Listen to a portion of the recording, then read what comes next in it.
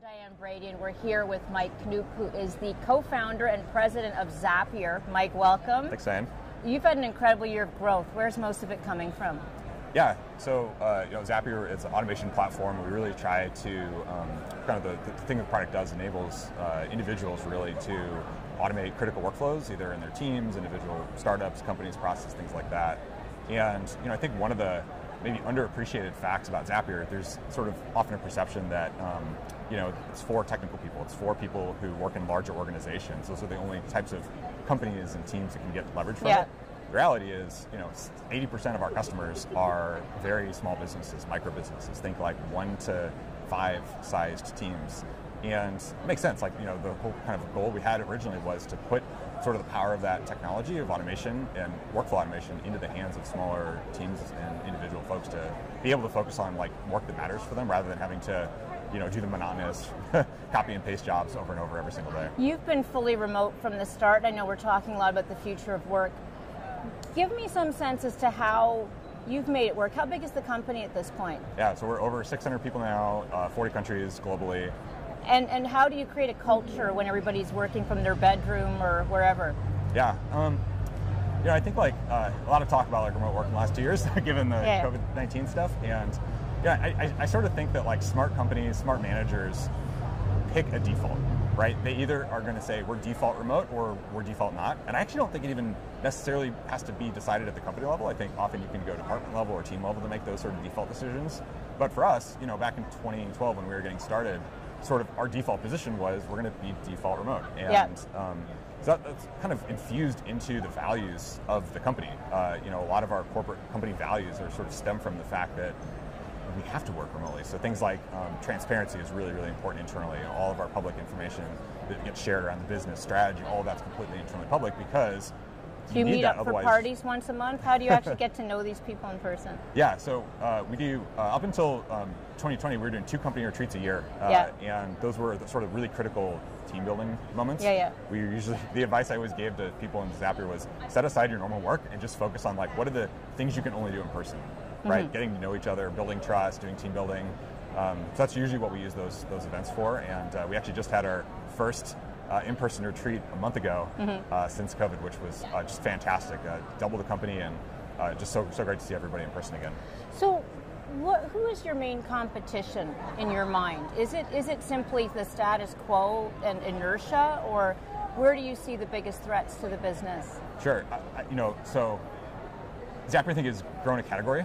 So really the biggest way I think about competition is like white space. Most folks just don't know the mindset around what you do. Or I think a lot of folks understand what automation is, right? There's sort of a macro perception of what automation is.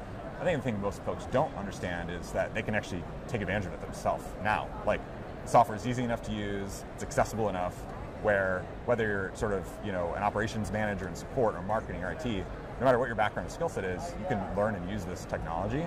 So often I find that's the biggest hurdle to get over is just helping folks understand and connect with a use case, motivating them to sort of go through the initial sign up and learning process of the tool. And once they're there, like they're off to the races. We've seen a lot of shift in the markets, not just the economy, stocks, et cetera.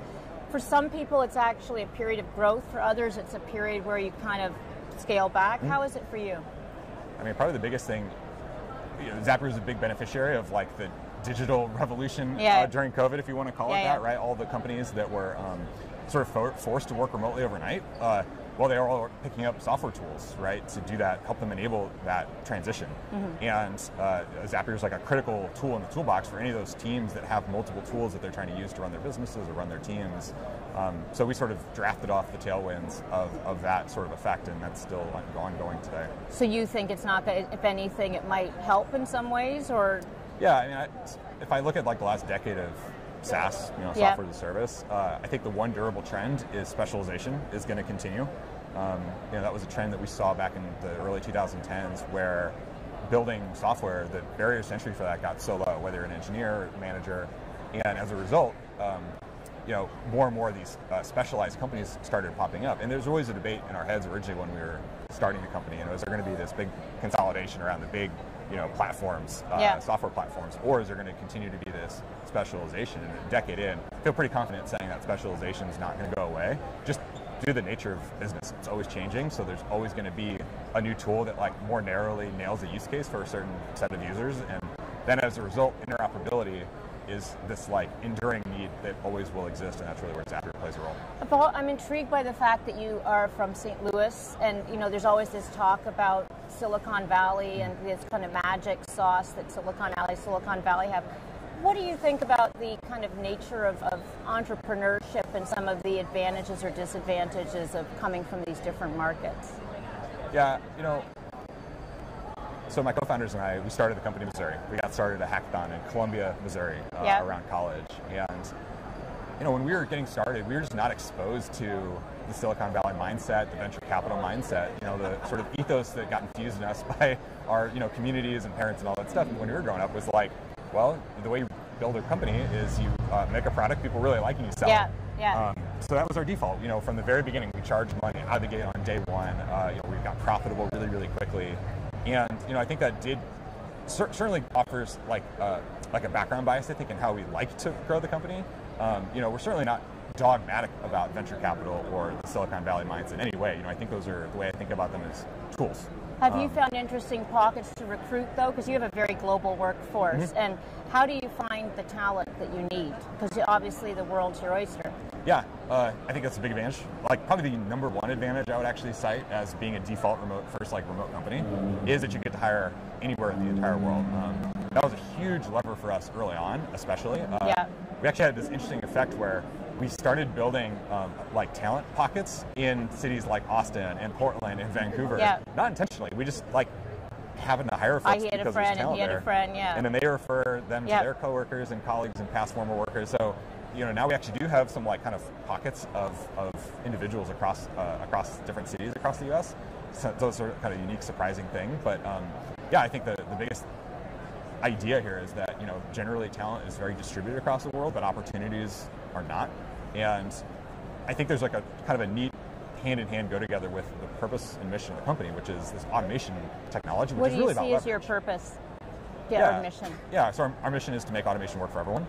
Really putting the leverage of being able to create and build software into the hands of folks who might not classically think that that's a skill set or something that they can do, and now is possible to do.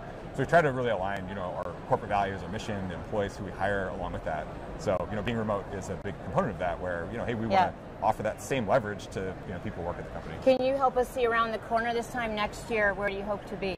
Yeah, I think one of the biggest things we're working on now is, seeing a trend in our users where, Zapier today gets used for business workflow automation.